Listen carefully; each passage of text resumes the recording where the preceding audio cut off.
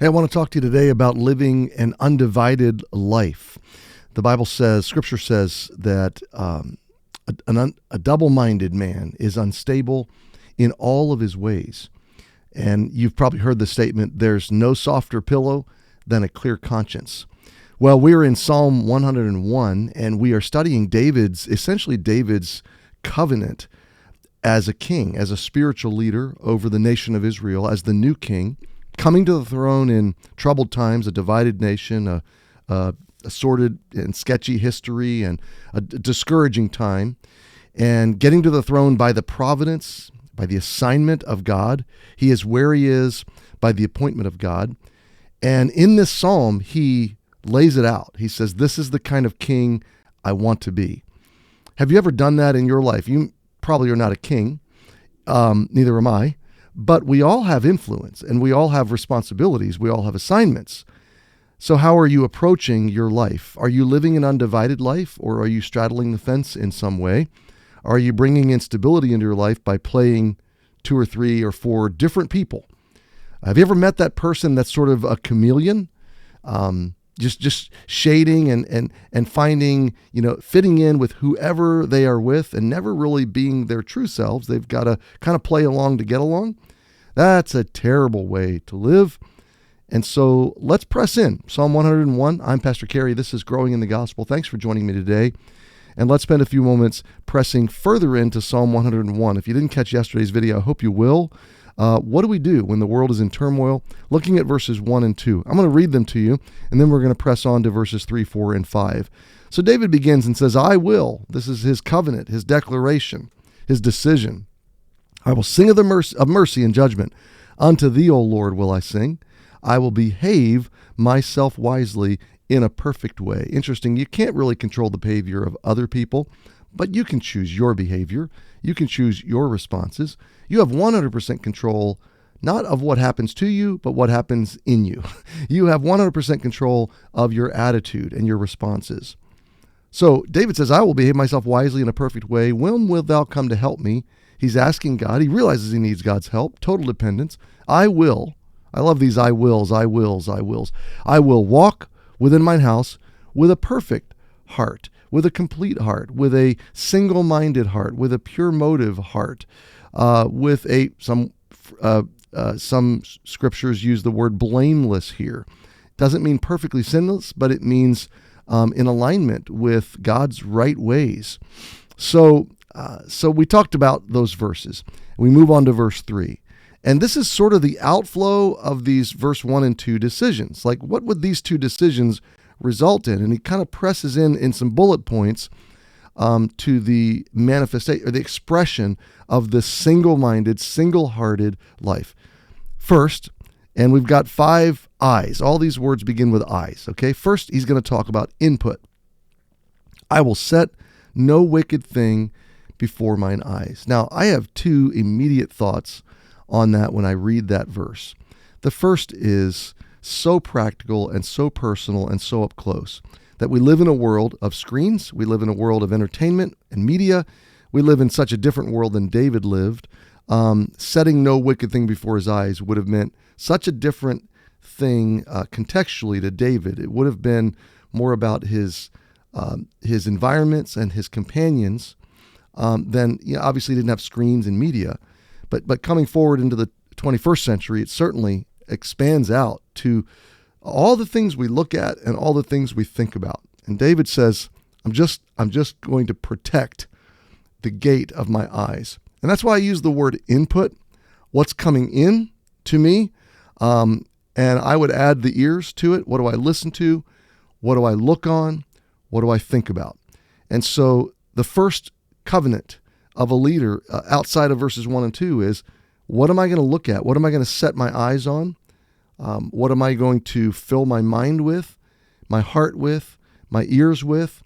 And I just challenge you, my friend, especially if you're a spiritual leader, to guard your eye gate and covenant with the Lord that you will push away from things that are wicked. You will not fill your eyes, your ears, or your mind with things that will take your heart the wrong direction and take your life the wrong direction. So the first thought I have about this is the visual and the practical input of our lives. The second immediate thought I have with this is David didn't quite succeed at this particular covenant.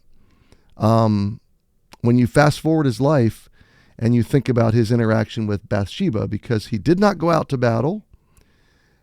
He stayed home. He went up onto the balcony of his palace in ancient Jerusalem, where he could look down on all the houses. And if you've ever stood there, you can see the entire city. You can see where the houses going down the hill and then back up the hill across the Kidron Valley. He could have a vast vantage point. And he saw Bathsheba bathing on the roof of her house, which was very common in those days. And the king had that elevated view so he could see what he shouldn't have seen. He was where he shouldn't have been, and he chose to look on what he shouldn't have looked on, which led to deciding to do what he shouldn't have done, which then led to a domino effect of decisions and influence and impact throughout the rest of his life and his family for multiple generations. And here we are talking about it thousands of years later. And this is where we simply collapse and fall into the mercy and the grace and the forgiveness of God. Because David did not keep this covenant perfectly, and most people don't. And that doesn't mean we shouldn't make the covenant, doesn't mean we shouldn't strive for the covenant, doesn't mean we shouldn't seek confession and repentance when we fail in that covenant. It means that God's grace is greater than our failures. And that's what the gospel is all about. That's why Jesus died on the cross, to cover us, to make what is sinful righteous, to exonerate us, to declare us righteous by his righteousness, not by ours. You see, friend, we fail to live by our own lists. We fail to live by our own standard of goodness, much less God's. If we judged you by your own list or me by my own list, I would fail my own list, and so would you. And so it behooves us all to walk through life with a huge dose of humility, forgiveness, grace extended towards others, because we can only relate to God on the basis of his mercy and his grace at work in our lives. So, two thoughts there. We need to protect our eye gate. We need to covenant not to set wicked things before our eyes. But we also need to realize David failed at this, and God, though there were repercussions and consequences, God forgave him, and David related to God on the basis of mercy and grace, not on the basis of his performance. So input. The second word I put down is influence. A leader first has to deal with his internal life, his heart, his integrity, which we'll come to, what's coming in. A leader then has to think about who's influencing me. And in David's case, the leader is the one who builds the team. He's the one that hires and positions people on the team. And so David says, I hate the work of them that turn aside. Now, that phrase, turning aside, we could extrapolate that out in terms of its meaning. David is referencing people that, excuse me, that turn aside in terms of deception, that turn their own hearts aside. Think of pulling out of the light and into the darkness. Think of somebody doing a drug deal down a dark alley. Think of somebody hiring a prostitute down a dark alley. Think of somebody that's up to no good, okay? That's up to diabolical schemes, maliciousness, lawlessness, somebody that's got a dual narrative, a subtext, someone that's pulling you aside and going, hey, I know what we just agreed to, but, this idea of turning aside, it's a diversion from a way of integrity, a way of honesty, a way of courage and character and godliness. So turning aside. David said, I will hate this life of turning aside. I will reject. I'm not going to live this double standard life. I'm going to be one person in private and in public. This will not cleave to me. I'm not going to allow diabolical, malicious, hypocritical alternate agendas, and people that think this way, manipulators. I'm not going to allow them to control me. I'm not going to allow them to manipulate me. I'm not going to allow those people to cleave to me. The world is full of overt narcissists that will relate to you with the sole intention of manipulating you, using you, and turning you aside from the agenda of God. And if you're a leader, David understands. He's coming into a position of leadership, and he's powerful. He holds a lot of authority, and he's there to serve. Patrick Lencioni wrote a book called The Motive, and it drives at the core of the idea that there is no other kind of leadership other than servant leadership, that it is a repetitive term to use the word servant before leader, because there is no other kind of leader than one who is called to serve people, and especially the vulnerable, the weak, the oppressed. David understands that there will be double-minded, hypocritical, diversive, subversive people that will come into his sphere, and they will try to turn him aside. They will try to leverage him. They will try to achieve their own agenda and manipulate him. And he's covenanting from the very front, I'm not going to enter into these kind of relationships. And he expands on this in verse 4. A froward heart shall depart from me. Now, is this mean? Is this unkind? Is this judgy? This is the accusations of this kind of person when a spiritual leader or a person is forced to separate or create some distance from another person that is subversive, dishonest, hypocritical, double-minded, manipulative, controlling. We could fill in the blank with so many kinds of character traits. David draws a line, and he says, this kind of heart will depart from me. And when he says me, he's referencing not just him as a friend, he's referencing his influence, his administration, his organization.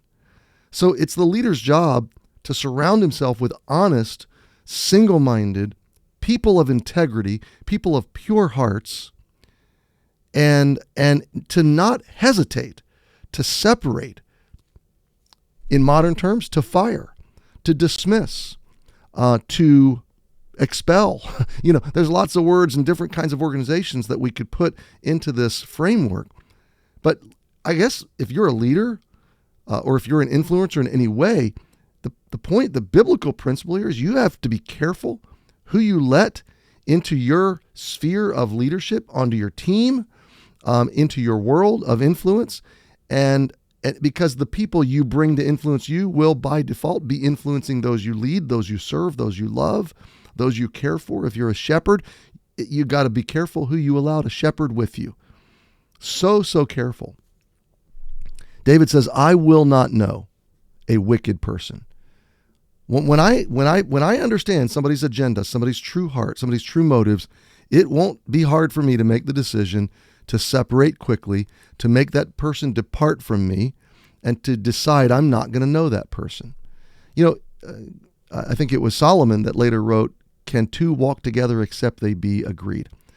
This can be done. It must be done from a leadership perspective, and it doesn't have to be mean, and it doesn't mean you're being mean or unkind, or it doesn't mean you're passing judgment. You're simply parting ways with somebody that you can no longer trust to be a faithful steward. Paul said when he was looking for men to care for the church at Philippi, he says, I have no man like-minded who will naturally care for others except Timothy. Timothy was the only one at that moment. Now, there were other co-laborers throughout Paul's journeys and lifetime, but that he had access to in the moment. He couldn't find someone with a single heart, with a pure heart agenda, with a pure desire to shepherd and love and care for people like he did. So the built-in intrinsic value here is, do you care and love for people with a pure heart? And then are you surrounding yourself to the degree that you can with influences that have the same value system, that have the same motivational core? And when you find out that somebody doesn't have that same motivational core and you can't quickly recover that, are you willing to separate? Are you willing to have courage to say, look, I love you in the Lord. I'm not going to be your enemy, but I'm also I can't cooperate with you. I can't walk together with you. I can't pay you or hire you. I can't be your close companion. I can't allow your influence. Okay, so influence. Third word I wrote down is integrity. Look at verse 5. He's still talking about other people, but he says, whoever is going to privately slander his neighbor, him will I cut off. Now, cut off seems like strong terminology, but he's simply saying, I am going to make it a habit that I don't spend time with, I don't befriend, I don't allow to influence me people that don't have integrity. Integrity would be someone who doesn't privately slander their neighbor, but someone who, when they have an issue with their neighbor, they go directly to the neighbor and they talk to them about that. I think the aside would be someone getting counsel for how do I talk to my neighbor. That's not slandering. Slander would be dishonesty. Slander would be conflating the issue and adding untruth to it, or leaving out critical information so that the information that's being shared creates a skewed, perverted, dishonest picture. That would be slanderous. And the private nature of this is that you're not going to the person you have the issue with, you're going to somebody else, and you're just stewing and creating a narrative that makes you look better and demonizes the other person, and you're playing the victim and painting them in a negative context. This has happened to me in 34 years of ministry. I would probably say 1,000 times. I've had so many conversations, so many counseling appointments, so many meetings, that when you speak truth and love to someone, if someone's in a spirit of rebellion towards God, running from God, no matter what you do or say, in love and grace and truth, even if it's firm, they're going to go and distort and pervert and mischaracterize you. It happens. But David's commitment here is that he's not going to make that kind of person his friend. I decided decades ago that when I ran into somebody that made it a habit of talking about other people in a slanderous way, and it was their lifestyle, I just distanced my heart and myself from those people. I don't spend a lot of time with those people, and that decision over the years has served me very well. You could say that I cut them off, but do they always know it? No, they don't always know it. Do I go public and passive aggressive on social media? Of course not. It's simply a quiet graduating away from, okay, that's that person's mode of operation, and I am not going to be a companion of somebody that lives, thinks, breathes slander, negativity towards other people. I'm not going to put that wickedness before my eyes or into my ears. So input, influence, integrity, and then the last phrase, the last word I wrote down is imposters. David finishes verse 5 that says, "Him that hath an high look and a proud heart will I not suffer." There's humility there. David is saying, I'm going to hang around humble people. I'm going to hang around people that don't have a high view of themselves, that don't think more highly of themselves than they should. I'm not going to hang around people that are pretentious, that are imposters, that are full of themselves, that have this conflated, this artificial, this phony facade of grandiosity, that they've got to be somebody, something, someone, they've got to impress others, they've got to condescend or be condescending towards others. That high look and that proud heart will I not suffer. I knew a pastor one time that this was his thing. He loved to be above everybody else. He loved to put everybody else down. He loved to emasculate and to humiliate and to rebuke. And he loved to do it publicly. Grandiosity, narcissism, high look, proud heart. And that has not served that pastor well over the decades. Lots of people fear that kind of person. Lots of people cower and bow to that kind of person. But eventually that person ends up at the top of a very lonely mountain peak without any friends. And everybody that's bowing and kissing the ring is really doing so out of fear, not out of sincere love or genuine followership. And it's a very lonely life to be a person with a high look and a proud heart. So this is a challenge to us today. Whatever degree of influence you have, whatever degree of followership, whatever degree of shepherding you have, David is showing us a profile of godly leadership. And more than that, he's teaching us how to live the undivided life. There's no softer pillow than a clear conscience. A double-minded man is truly unstable in all his ways. So I challenge you today, along with myself, let's make some I wills. I will set no wicked thing before my eyes. I will hate the work the subversive, diabolical work of people that undercut good causes and good things. It will not cleave to me. I will work to get away from it. A froward heart will depart from me. I will not know a wicked person. Once I understand the subversive nature, I will determine not to know that person. I will not hang out with people that privately slander their neighbors. I will cut them off. And I will not endure or suffer or allow. I will not hang out. I will not tolerate people that have got to puff themselves up with a high look and a proud heart, with that grandiosity and that condescending nature. This is a good profile of a balanced, healthy leader. A person in authority guards their input, guards their influences, protects their integrity, and refuses to play the role of an imposter. That is Growing in the Gospel for today. I'm Pastor Cary, and I hope you'll share this video with a leader that you love. I hope you will post a comment or a question. I love interacting with you, and I'm praying for you today. Have a great day. We'll see you tomorrow.